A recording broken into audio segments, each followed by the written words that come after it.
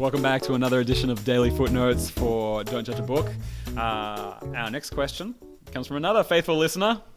Hey, Chris and Jason. I'm really a big fan of the show, and I just had one question I'd love for you to answer. It's, how can we explain the slight inconsistencies in the different gospel accounts of Jesus' life? Thanks for your help. Great question, James. We appreciate you listening so regularly.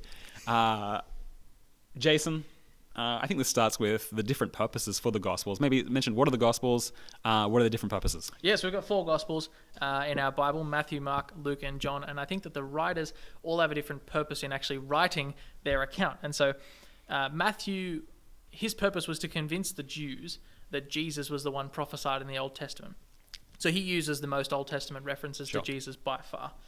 Mark was writing to a Roman audience, and so his gospel's quite short because it gets rid of all the things that the Romans wouldn't have really cared about. He wanted to impress the Roman audience, and so he showed more of what Jesus could do rather than what he taught. So you've got like so many more miracles and sort of big God type stuff rather than all of the You're given how short it is, yeah. Yeah.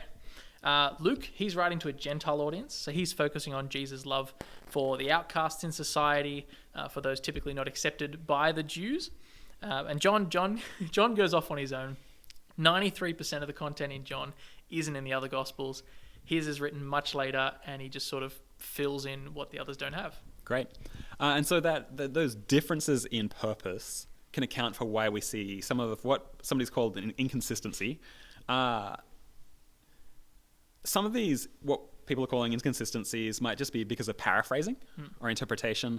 One writer is just saying it more succinctly, omitting then abbreviation and omission, skipping details, trying to shorten things, just to simplify the story. Not because they're trying to mislead, but they've got a different purpose they're trying to get to, and so they're telling the story in a particular way to keep in line with that purpose.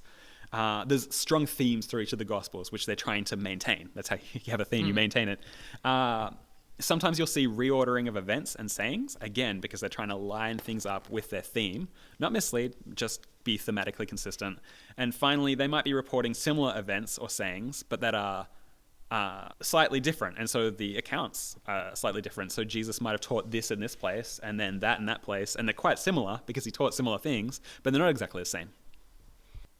I think one thing that I really enjoyed when investigating this topic was I watched a video of a guy who, before he became a Christian, he was a murder investigator.